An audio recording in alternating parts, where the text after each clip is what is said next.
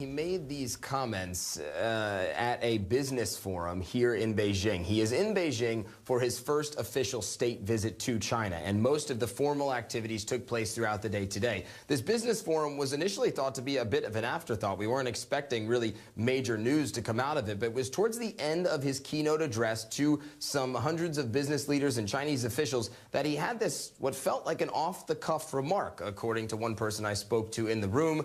Let's show you what he had to say.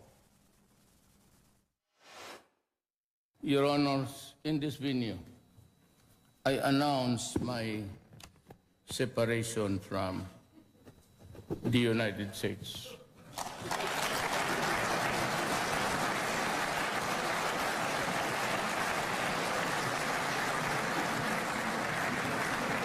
Both in military, not maybe social with the Philippines, both in military but economics also. And so let's talk about why that's important here. The Philippines and the United States have been mutual defense treaty allies for decades. The Philippines is one of, if not the strongest ally, historically speaking, for the United States in the South China Sea area in Southeast Asia. So if there was a separation, as the president suggested, that would mean a couple of things. One, that would mean that treaty would go out the window. So if any country attacked the Philippines, the United States would not be obligated to come to its defense, and vice versa. Secondly, any U.S. military presence in the Philippines, if this true separation was enacted, that military presence would have to go away. And that has huge implications in the South China Sea, where you have these regional powers and, frankly, big global powers like China and the United States really jockeying for position in one of the world's areas that has the most tensions. And so it really is incredibly impactful in terms of the implications of what he said. Now, it's very important to note here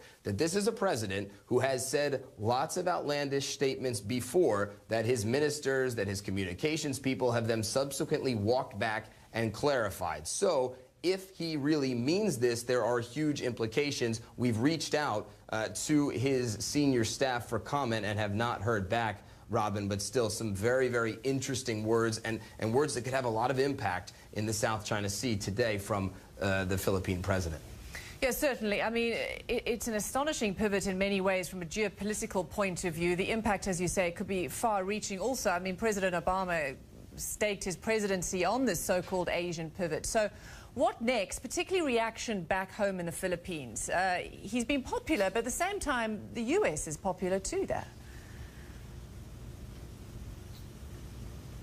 It's absolutely right. It's a very interesting dichotomy in that sense. On the one hand, President Duterte has approval ratings up into the 80s, the mid-80s somewhere, but the Philippines is really year after year is one of the countries that, when surveyed, has some of the highest favorable ratings of the United States. And what you've seen here from President Duterte is an incredibly swift pivot in his foreign policy, one from the United States now gearing more towards China. Did he go and put in the work on the ground to get the opinion of the Filipino people before doing this kind of thing? And is he, when he returns back to the Philippines from Beijing, going to face some sort of popular backlash from his citizens back home? That remains to be seen at this point, but a very interesting point you bring up there. They have a very popular president who does not agree with the decisions or the feelings of the United States that many of his countrymen have.